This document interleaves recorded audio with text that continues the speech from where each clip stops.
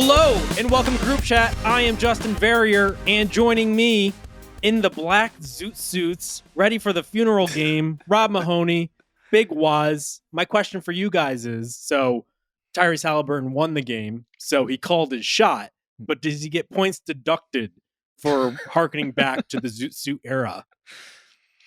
Well, I think he might have missed the Met Gala, and that was actually the theme for the Met Gala this year, was like the black dandy.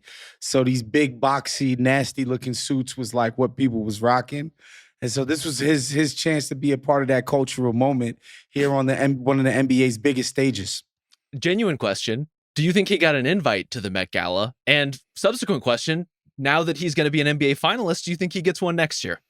I would be surprised if he wasn't invited. Like, Tyrese Haliburton has clearly hired like PR people and image consultants. Like, he's trying to be as famous as possible. So I'd be shocked if like the people behind the scenes couldn't get Haliburton and invite. Like, some of the people at this point that get invited to the Met Gala, like Haliburton is actually worthy of it.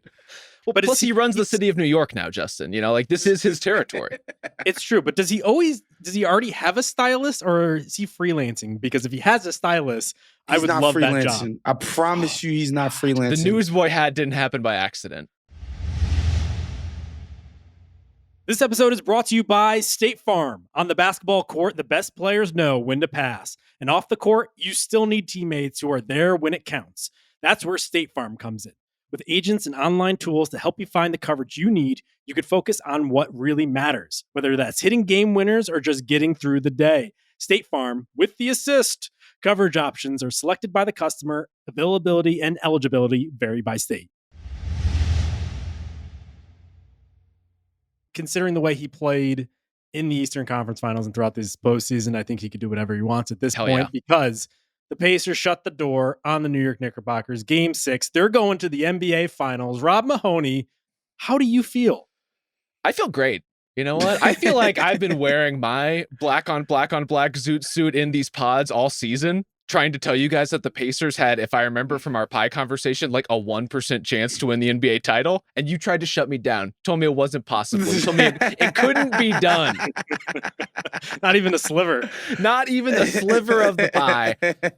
I'm ecstatic. Honestly, here's the thing. Like, there are teams that make the finals because they are overwhelmingly talented teams. It is awesome to see the Pacers make the finals because they are very talented in their own right, but also because they tapped into something much greater than that, much more important than that, and much more fun to watch than that. Like, how cool is it that one of the most entertaining teams in the league is going to the NBA Finals because they are also one of the best teams in the league?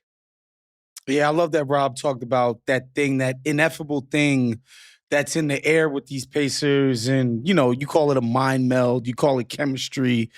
I don't know, you call it continuity, whatever you want to call it. These guys have a singular vision for how they want to go out and attack and beat teams. And they are on it. From Siakam to Miles Turner to obviously Haliburton. Like, everybody's getting in on this. We just play faster and harder than every single opponent. And that was the thing that got me today, man. Just the runouts.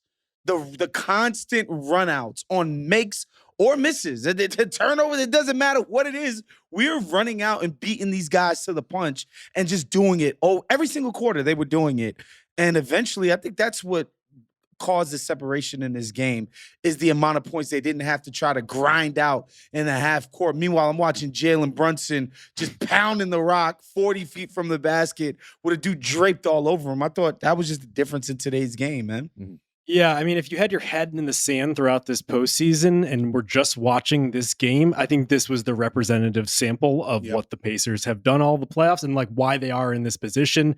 To Waz's point, it felt like Pascal Siakam looked like Michael Johnson out there on some of these fast breaks. I don't know how he got down the court so quickly. It was almost like he was teleporting at a certain point, but also like to marry that with the defense, Nembhard was in Jalen Brunson's shorts, Rob, pretty much that entire game. Let's just put this Andrew Nembhard game straight into the Louvre. Like, unbelievable performance from him, doing, frankly, the one thing he hasn't really been able to do for 2 straight years, which is slow down Jalen Brunson, to really impact Jalen Brunson's process. Amazing game from him, and I say that basically independent of the fact that he finally started hitting shots. Incredible all-around floor game, Amazing defense from Nembhard. Showed up at a time where he absolutely had to show up because the Pacers tried to put Aaron Nesmith on Brunson at the jump. And it was clear that he wasn't getting around the screen super well. The ankle is still bothering him. That's going to be something we're going to have to talk about going into the finals now as well, as Aaron Nesmith's status and his health and his mobility, because he's a really important part of this team. But Nembhard delivering on the thing that he hasn't been able to do in this series, that he wasn't able to do in last year's playoffs, affecting one of the best shot makers in the league and one of the most dynamic guards in these playoffs. Just tremendous work from him. Yeah, and much like they had throughout this postseason, they're also using a lot of guys on top of that. It's funny that the Knicks kind of clawed back into the series by making use of their bench. And for the Knicks, that means using 2 extra guys. And to their credit, DeLon Wright, Shamit, like they showed up yet again. Like the fact that they were getting credible minutes from those guys at this point was just a godsend. But then you see the Pacers go to the bench for their bench where they played 11 guys in this game's 7+ minutes. And all of them had certain moments. Obi Toppin, yet again, just with the dynamic dunks at the end, just to punctuate things, definitely salt in the wound there. But Thomas Bryant, just a 3 and D center there, coming back from the grave. We love it. I didn't think we were going to live long enough to see the Thomas Bryant game. I'm going to be honest with you. Insane. I mean, there's been moments in his career where I was like, oh, I like this guy. He's like an energetic backup big or whatever. But like recently he's been kind of bad. And so the idea that he would come in this game and splash 3 corner threes, no hesitation corner threes, by the way. This wasn't like, oh, the Knicks were slow in their rotation. He's like, oh, I guess I got to take it. This is a catch and immediately shoot it like he's Reggie Miller, corner threes, which I thought was crazy. Had a transition take that he got fouled on. Just a transcendent game from that dude. That was wild to watch. But, you know, that's the kind of thing when you're up 3-2. You've been the better team all series. You're at home. You got the home crowd behind you. That's the kind of confidence you can feel in those shots, man. There was no tightness to the Pacers whatsoever tonight. And again, it's about the stakes of these things. Like Miles Turner was in foul trouble, so you get even more Thomas Bryant minutes than you may have bargained for. And for him to deliver in those minutes is even more important than basically any other stint he's played in this series. Yeah, they used the full spice rack, I would say, in this game. And it's so crazy. Even the pre-mixed Italian seasoning, I'm always a little wary of that one. Oh my God. They're using the ground oregano. They got the cumin out there. The everything bagel seasoning. Yeah. I mean, we're better than that, I think. All the off-brands from Trader Joe's for sure. No, I think maybe it's a credit to the system yet again that they're able to mix and match there where everyone seems to be on the same page about what their role is. And in fact, like when Mathurin isn't giving them what they need, he's able to downshift it. Now, is he pleased with that? Probably not. He seems like a pretty headstrong, confident sort of guy, but like he played 9 minutes in this game and they didn't really miss him. Whereas if like one guy for the Knicks isn't up to their level, especially when it's Brunson and Towns, it just feels like an existential crisis. Completely. And I think the reason that crisis exists is because the Pacers put you through so much in terms of trying to guard them in games like this, trying to guard them in series like this. Like for the Knicks, they had an amazing defensive performance in Game 5. Guess what? You get to come out and do it all over again. All of that ball pressure, all of that intensity, all of these actions and distractions that Indiana puts you through. Now you got to do it all over again, and they're ready for it. And I thought Tyrese Haliburton in particular came out with so much more like purpose in terms of the way he was attacking. He was actually breaking down that first line of defense, getting into the lane, creating problems that then had New York had to nice try to solve. Floaters too. The in-between game, like basically put this game away with his floater officially. Like that was kind of the killing blow in terms of building out this margin before the Obi Toppin dunk contest started in earnest there. But even earlier, like he wasn't piling up points, but he was causing problems for the Knicks because they were overplaying him so much, because they were trying to pressure so much. And so you have all that happening. And then at the same time, you have the Pacers dragging Jalen Brunson and Cat into as many actions as they possibly can. And then we sit here wondering, why does Jalen Brunson look so run down by the second quarter of this game? He's having to work his ass off just to stay on the floor, and he's having to do that because the Pacers make him do it. Yeah, they were single covering Brunson like he was Revis Island out there, like pretty much the entire length of the floor. And it's crazy because things seemed even hard for the Knicks in this game in the paint. Like they scored 54 points in the paint, but it just seemed like everything was difficult in the way that even it hadn't been before. There were a lot of times where the Knicks were just throwing their knees up just to like hit guys intentionally or unintentionally in the right nether in the regions. That's unbelievable. But then even when they did score, they would just be an instant run out the other way. There was one play in that fourth quarter where Towns did everything he possibly could, ultimately fell to the floor, and he almost looked like a potato rolling off the counter and hitting the kitchen floor. And it's just like, it would take me like 20 seconds to get up, but the action was already the other way. And he had to get his big ass up on his hobbled knee and sprint all the way back, because that's what the Pacers force you to do. It's just like, it's an impossible task for most teams, let alone a team that's a little bit more methodical and so dependent on so few players. Yeah, I mean, like if identity is who you are as a team when things aren't going your way, the Pacers are the team that run their asses off after every make. Like Pascal Siakam is beating you down the floor. Tyrese Haliburton, TJ McConnell had a great hit ahead too. I think it was to Obi Toppin for like a free bucket or a drawn foul. Like they're just going to put that pressure on you. And they're so good at getting the ball in so quickly. And they're so attentive in terms of knowing where the release valves are on the floor in transition. I know that Masai Ujiri has been very complimentary of Pascal Siakam. It seems like they have a very close relationship, and he was very morose and like he was sad about like letting him go when he ultimately had to trade him to Indiana at the last trade deadline. Do you think there's any buyers or sellers remorse there? Because I'm watching Siakam, like, why couldn't he have just done a version of this with Toronto?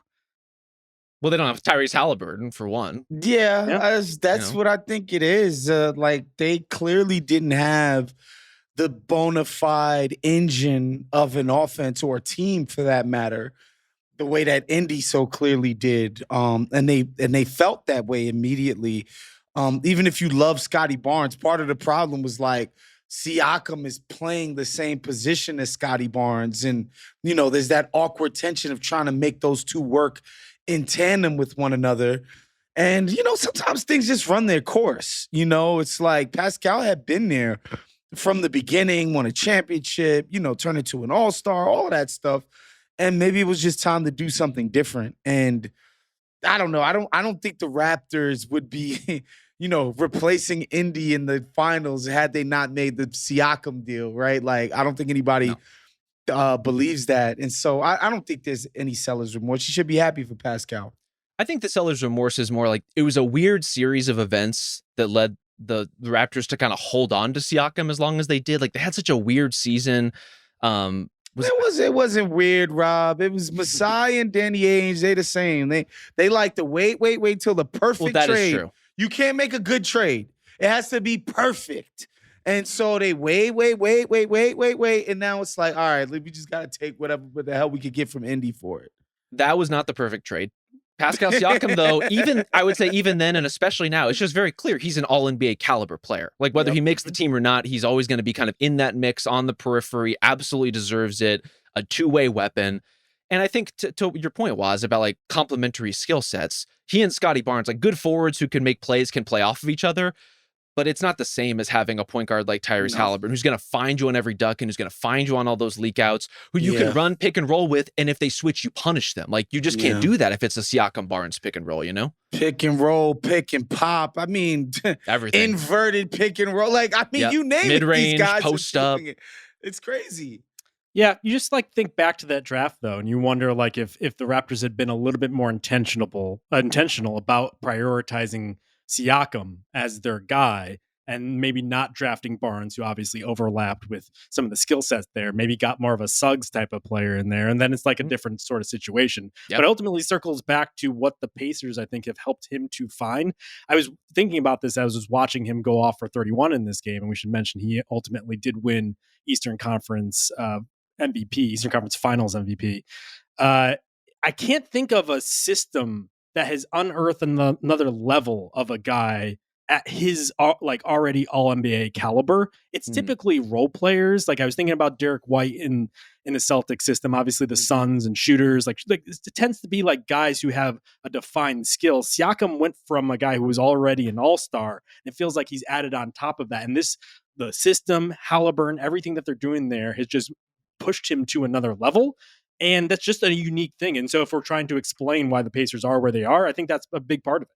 Yeah. One more thing, though, is that his jump shot has never been this reliable. It's been really good. It was not this reliable in Toronto, bruh. Like, if he's open, like, it feels like it's going in from whatever distance he pulls that thing from. Like, that was kind of his fatal flaw back in the Toronto days, was like, yeah, you could back up on him for the jump shot, and it would be some ugly, just bad misses oftentimes. And it could be above the only threes he would make all the time were the corner ones. But like now he can make every single shot on the floor. So you combine that with all the Haliburton and the system stuff. And again, Carlisle, man, I really do think he deserves his flowers. Like, he is coaching these guys up, man. So yeah, it's all of that stuff combined to make him look just incredible this entire postseason. It's just been a perfect marriage in so many different ways. And Justin, as you were describing that, of like a player who's better than a role player who tapped into his game in a totally different way, the way Siakam has, for some reason, the first person who came to mind for me, and the timing of this was different, was Rasheed Wallace to the Pistons, where it's like, he's already a star. He has a lot of respect in the league, but then all of a sudden he lands in the right place. And it's like, oh my, like, this is just an ideal match of player, of culture, of fit, of teammates. Like, everything just kind of locked into place for him here. And we're saying this about a player who's already been an NBA champion in Pascal Siakam, who's already been tremendous and accomplished, but this is a different thing. And him doing this in this way is a different level of achievement. Yeah. And obviously Rasheed had all the off the court stuff, or just on the court stuff that is typically off the court stuff. And so off the court stuff was just weed. I mean, you know. Yeah. Well, also, he just yelled at everyone and anyone. Yeah, there was that too. There was that too. So that was partly why he bounced around so much. Pascal obviously did not have that. The conversation between Rasheed Wallace and Greg Doyle probably goes a little bit differently, I would think. I think so. I think a lot differently. What do you guys think about Pascal winning Eastern Conference Finals MVP? Do you think it should have gone to Haliburton? I probably would say Haliburton is the MVP of the team. I think he's the most important piece to what they do, but Siakam was incredible. He was incredible in an individual sort of way. Like, you could just watch him creating for himself, watch him scoring on all three levels, playing good defense, getting rebounds, like getting in transit, like he like individually, you could just isolate all the great things that he was doing. Whereas Haliburton, it is his like sort of imprint is being put on the game, even if the end result might not seem like Haliburton necessarily created it by himself, even though we know intuitively like they're playing this way because of what Haliburton is creating. And so I understand why voters might be like, look, this guy just individually cooked people, because he did. I'm guessing the vote is probably pretty close. If we haven't seen the ballots yet, I'm guessing it is. Either one is perfectly fair. You know, I too would probably go Haliburton. I would definitely go Haliburton. It's yet another case where, it is about like comprehensive philosophical impact on play versus individual production in some of these games. And look, I think it's reasonable to look at Tyrese Haliburton's game 5 and say that a superstar's job is to show up in that game, and he didn't show up in that game in the way that his team needed him to. And that's perfectly fair to hold against him. Siakam hasn't had any games quite like that. He's had some underwhelming moments or times where maybe he's like a little bit more of a background player during some Knicks runs than you might like. But ultimately, he showed up even more consistently over the breadth of the series in that kind of specific productive way that voters tend to reward. So, to no one's surprise, Puma already has an ad out for Haliburton playing off of the overrated quote. Overrated? Doubt that. And I have to say, this is the most mileage someone has gotten off of like 9 players, just thinking that you're kind of a loser in an athletic player poll in NBA fucking history. It's just so wild. Producer Ben Cruz says Haliburton lost the vote 4-3 to Siakam. There you go. 4-3. So it was close. On the other end, I have to say, Mitchell Robinson, yet again, might have been the best player on the floor. Like, I can't believe he's still doing what he did to that team. I know, obviously, that was an advantage we all kind of spotlighted going into the series, but like, he might be the best offensive rebounder on the fucking planet. Amazing offensive rebounder. First half, he was everywhere.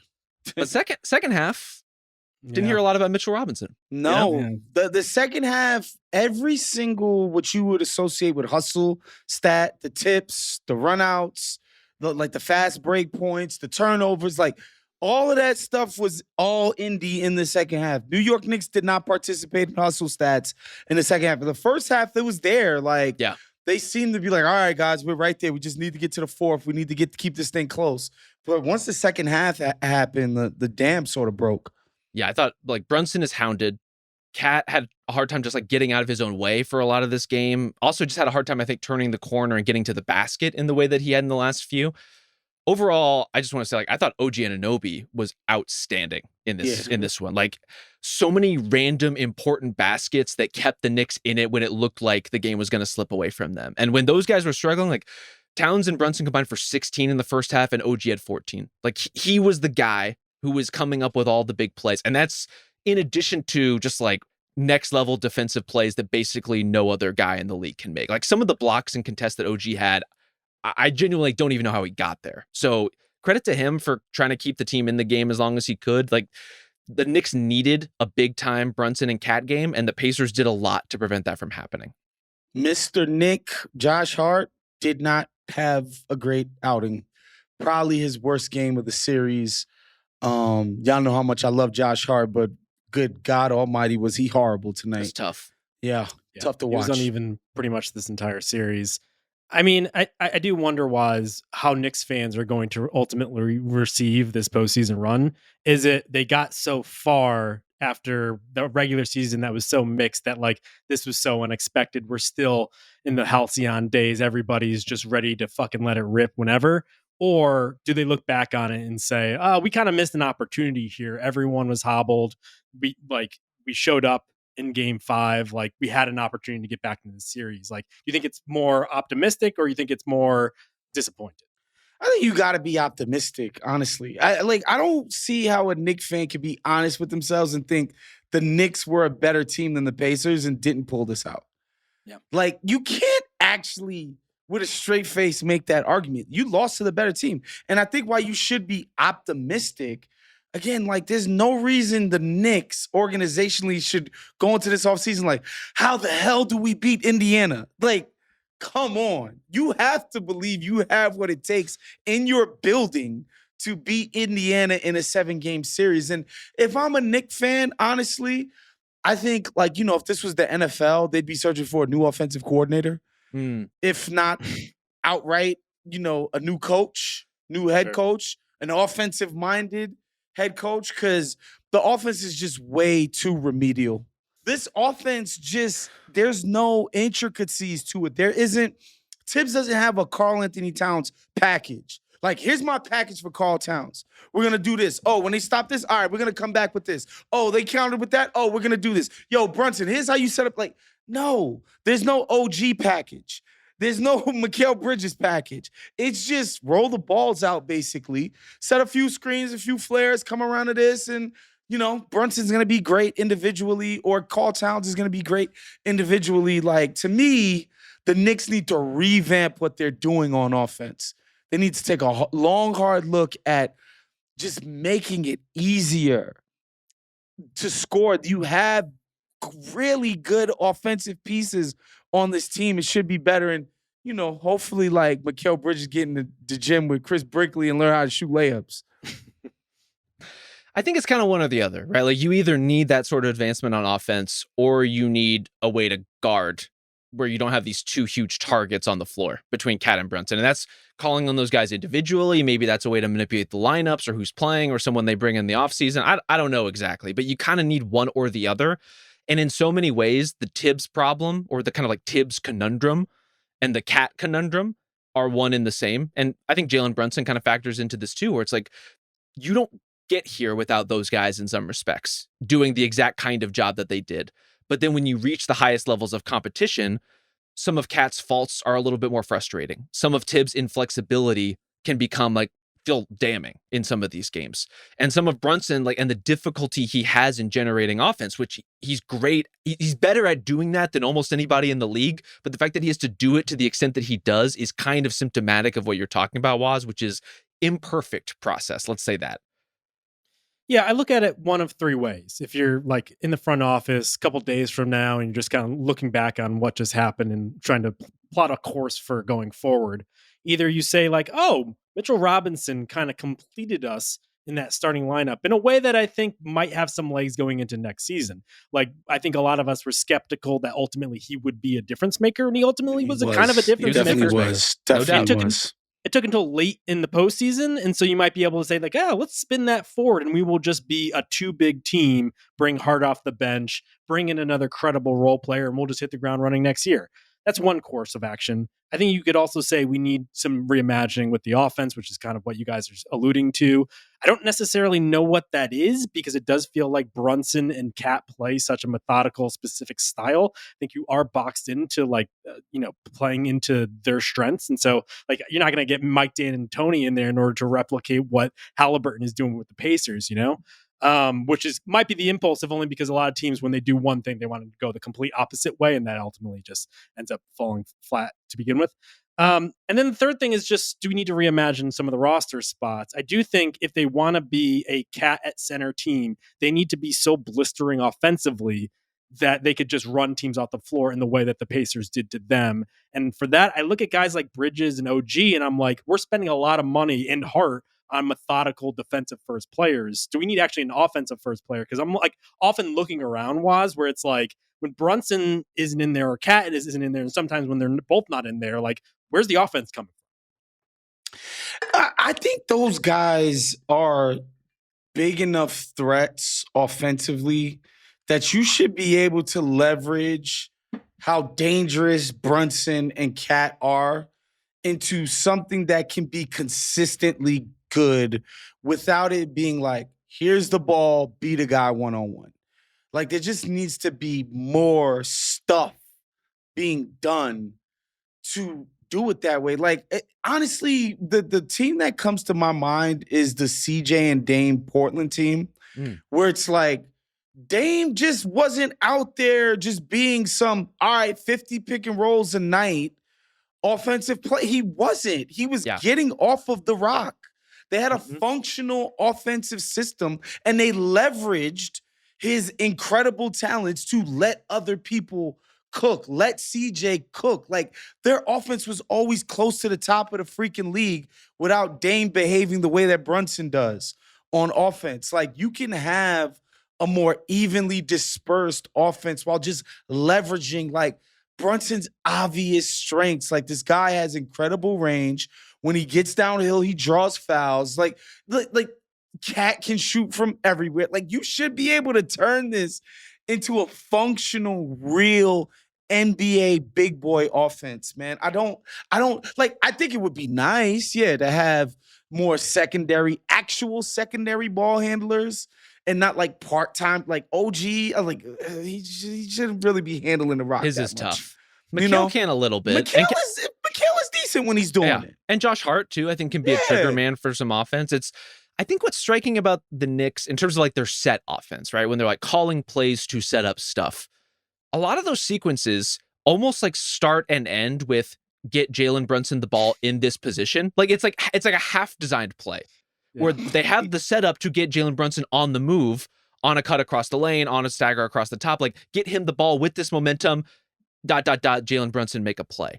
And there isn't a lot that you don't see the multi-layered action that's coming out of that. And granted, offense doesn't need to be fully scripted. Look at the Indiana Pacers. They run a lot of great stuff off of principle, off of scheme, off of idea, and not just off of like, here, you go here and you go here. Like it needs to be more organic than that.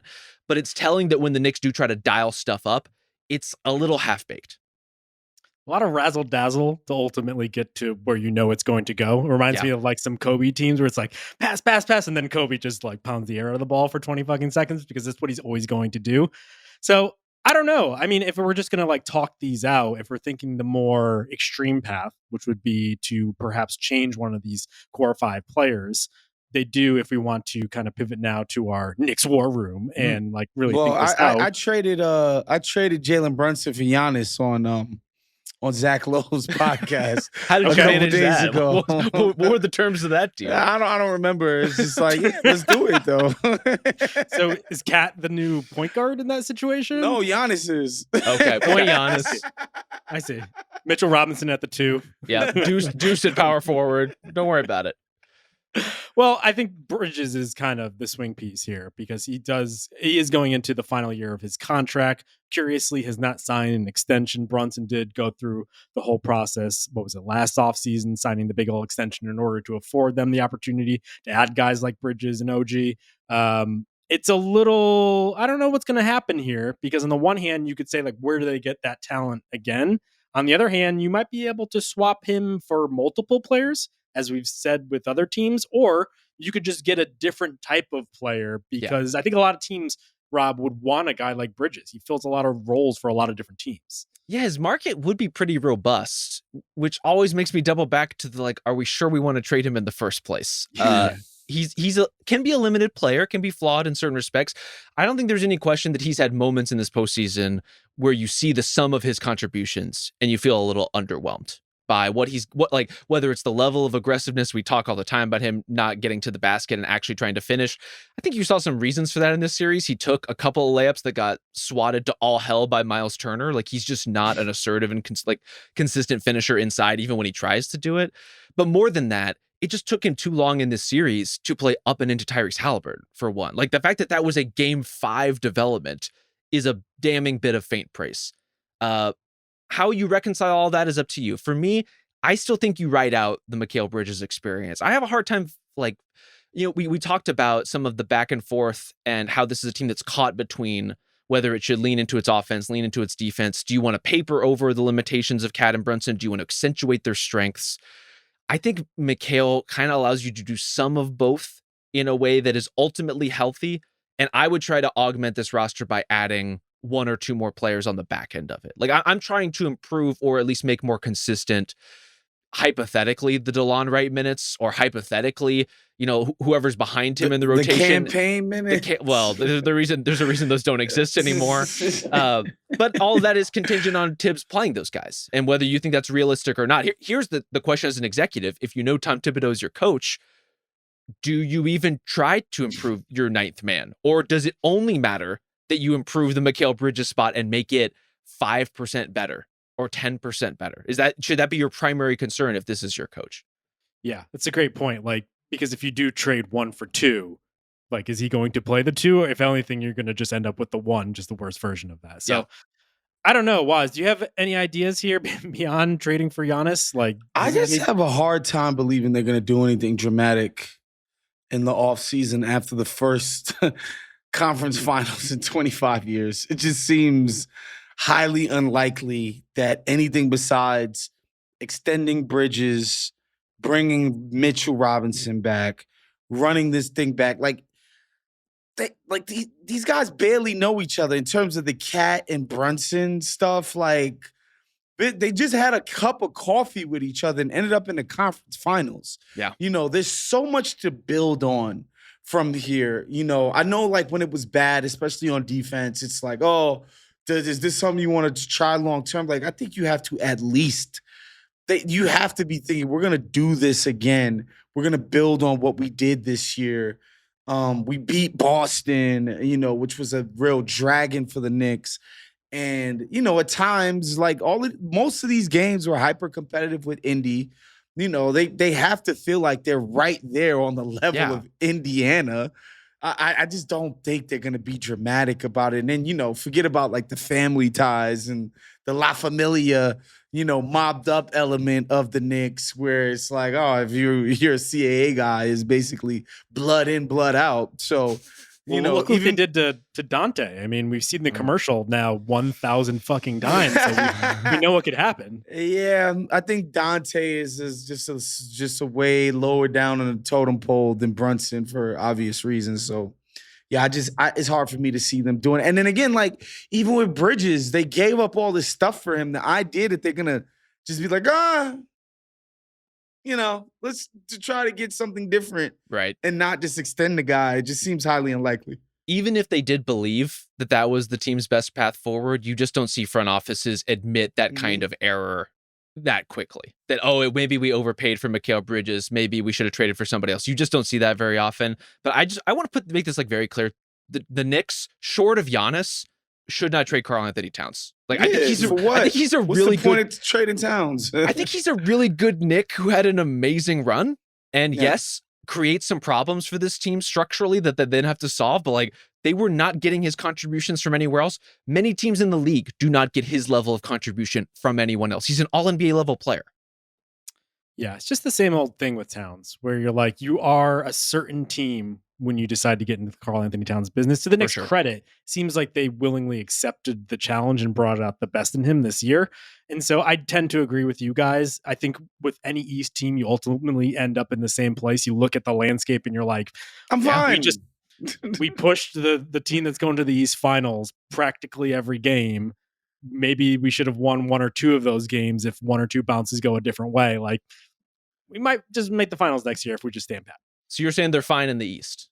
They are fine. They're fine in the East. That's a real thing, though. Like with the Celtics being in the condition that they're in, and Jason Tatum out for the foreseeable future, if you are as close as the New York Knicks, do not take a step back. Like, push forward in whatever meaningful and small ways you can. I think this is a core worth keeping together. Radical statement to say about a team that almost just made the NBA Finals. A couple of wins, and as you said, Justin, a couple bounces away from making this a really competitive series. Yeah. The problem is, like, the Knicks just aren't the conservative types typically. Like, this is the time where they get the itchy trigger finger and they want to do something. And last offseason was the prime example of that, where they already had Bridges and they're like, let's fucking go. Karl Towns a day before training camp. So that's the thing, though. But before last offseason, they were really patient and methodical, right? True. And then last year's just like, OG Anunoby, all right. Mikal Bridges, all right. Karl Towns, it just happened like trade deadline, off season, boom, right before or right when training camp is starting or whenever it was. Just crazy that they did that, but like that hasn't been their way.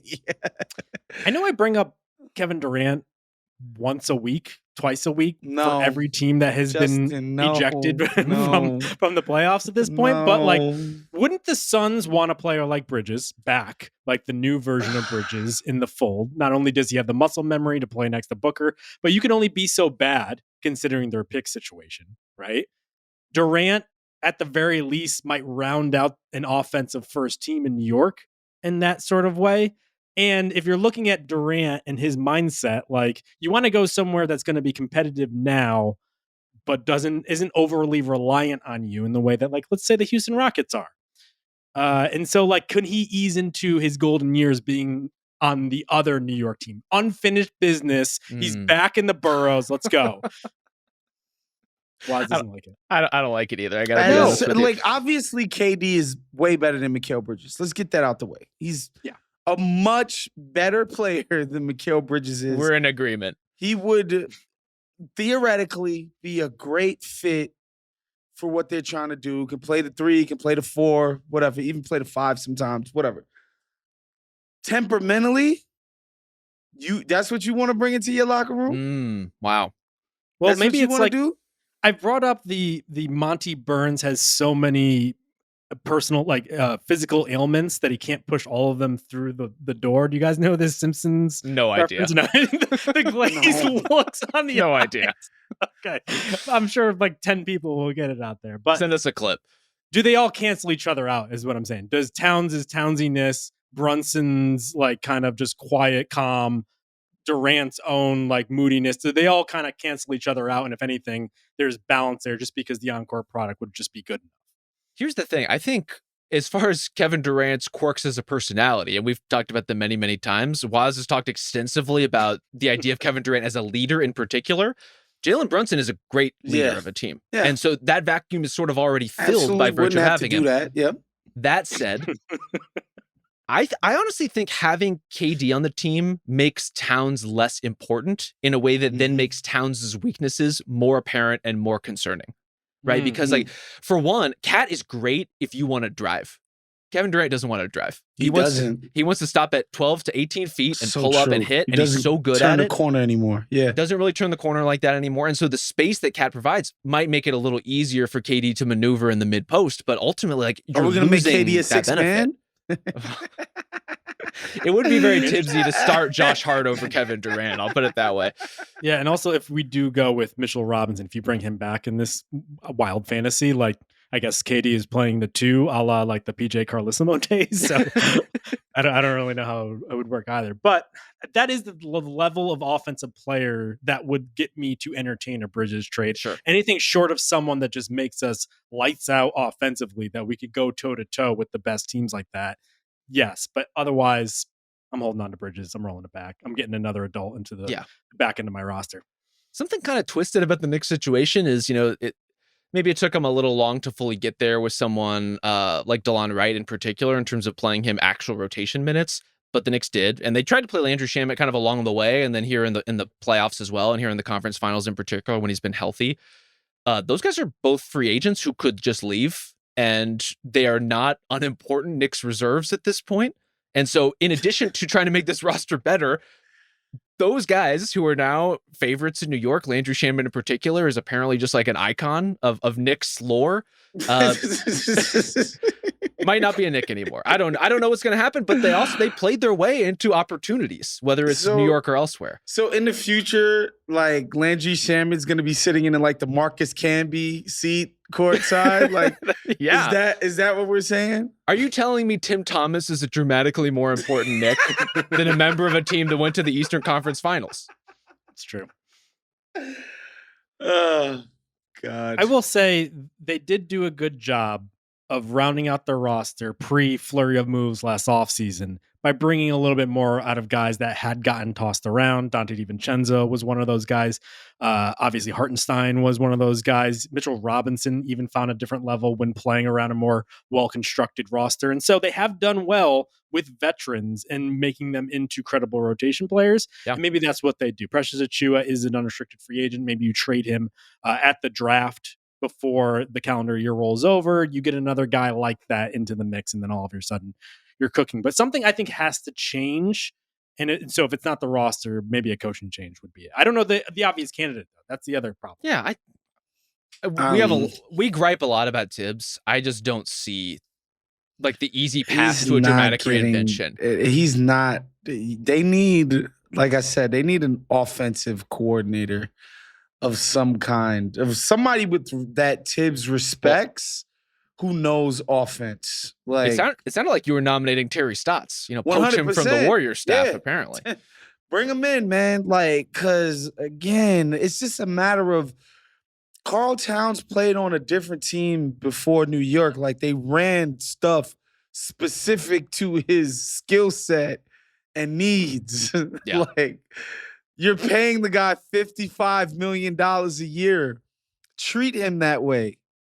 Put the responsibility on the guy, man. And help him. I could be mistaken, but I think it was like 5 minutes of this game passed before Karl Towns had a single offensive touch.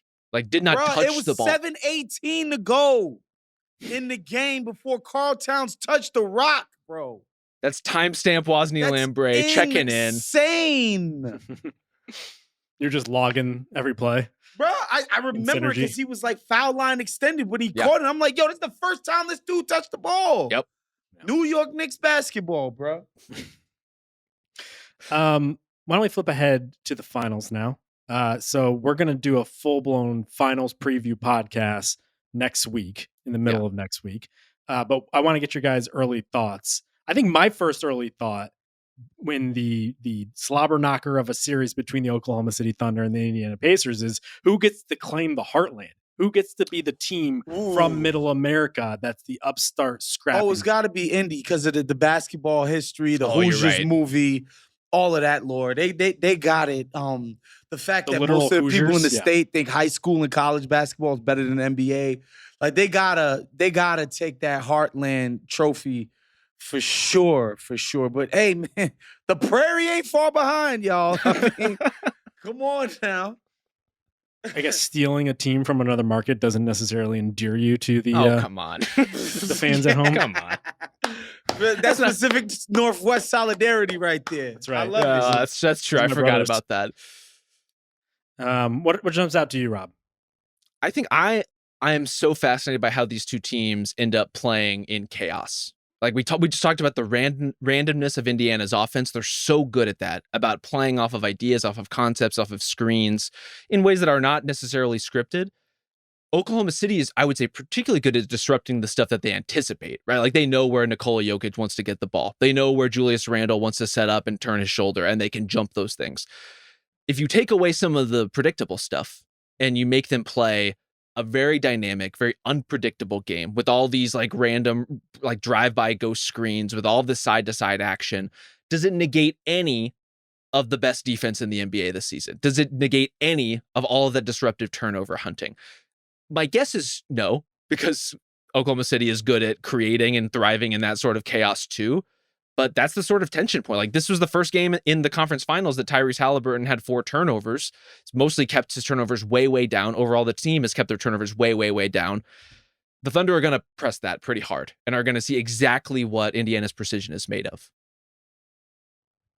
For me, it's the foul fest. Is Nembhard going to be allowed to guard SGA the way he was doing Jalen Brunson today? Good question. Is Nesmith going to be able to get handsy with J-Dub the way that he's been doing all series with the Knicks? And, if not, are they going to do this, give Lou Dort and Caruso the same treatment on the other end? That's something I'm definitely watching out for. And I think Indy's ball movement is going to have to be key here because Oklahoma City seems to be the only team I've seen in a minute that gets to like have their cake and eat it too on defense, where it's like they seem to stick their foot in the paint, but yet always make it back out to shooters. And they're jumping passing lanes. One thing I didn't see one time in the Denver series, ain't see one time in Minnesota. Can somebody take these dudes back door?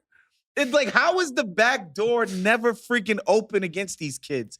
So I think if anybody's going to be able to exploit these guys with the pass and the over-aggressiveness, I actually think about the Miami Heat and the Heatles and the crazy defense that they used to play, which was like ultra aggressive, flying around, and how the Spurs just manipulated that defense and turned that athletic strength and aggressiveness into ultimately a weakness that they exploited with that beautiful game Spurs stuff. I wonder if Indy can pull off the same kind of trick with their ball movement against OKC. But yeah, those are the foul situation, because my God, like Nembhard, Nesmith, Dort, and Caruso, boy.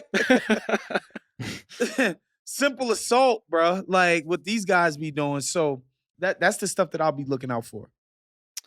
Yeah, I think the pace is also something that is going to have to be tracked here, because on the one hand, the Thunder also play at a high pace. They want to rip and run. Yep. And I believe they ended up with a higher pace both in the postseason and in the regular season than the Pacers did. And so they're out there running wind sprints in the summer up the sand dunes, probably right alongside Pascal Siakam. The other thing, though, is that like the Pacers' pace is just so unique at this point. Their ability to get down court after makes, after misses, practically everything. It's just like I think you can't stop it to a certain point. It's not only that the Knicks were a little bit sluggish, a little less deep than them. It just seems like an advantage that's going to carry. And so can the Thunder's own pace counterbalance that? Or at a certain point, is this just going to ultimately be kind of a trump card? Because that I do think is going to happen in order for them to knock off the Thunder, who are playing at a different level. The defense has been awesome their entire postseason, but now like optimized Chet, J-Dub, Shea is just like a whole other beast. It's going to be really tough, I think, for the Pacers to play every bit of the way that they want to play. But yeah, you're right, Justin. Like that full court game in terms of Indiana's outlets, I can imagine in my mind's eye Alex Caruso and Lou Dort selling out like free safeties for those passes, right? Like they managed to get back and just like get a hand on one of those in a way that then triggers a fast break going the other way. But if that pass is on the money, if it's a little higher or a little tighter, then all of a sudden you're circumventing all of this defensive trouble that we anticipate that the Thunder would give teams. But yeah, like the collective ability of Tyrese's playmaking, Pascal Siakam's versatility, and Rick Carlisle's preparation, that's a pretty good trio if you're going to try to take a crack at the best defense we've seen in recent memory.